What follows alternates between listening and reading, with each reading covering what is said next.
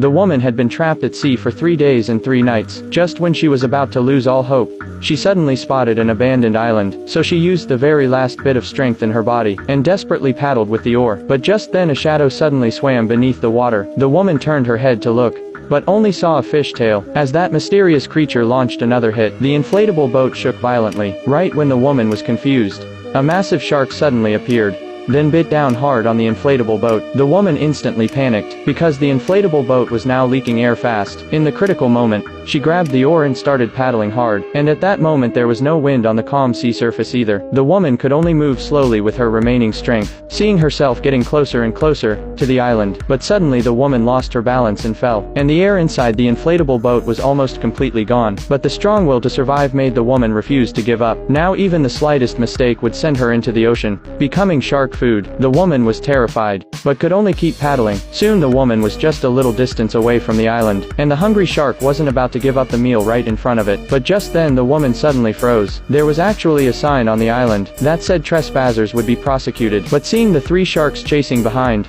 the woman directly threw the paddle in her hand with force, hoping to block the sharks' advance. Right after that she jumped straight into the sea, and the sharks that charged forward directly tore the inflatable raft to shreds. Seeing how fierce the sharks were, the woman quickly swam toward the raft by the island, but her position was quickly locked on by the sharks. Luckily the woman climbed onto the raft just in time. At that moment, the woman could finally breathe a little. However, she didn't have time to feel happy. A wave of weakness came from her body, due to the long lack of water and food.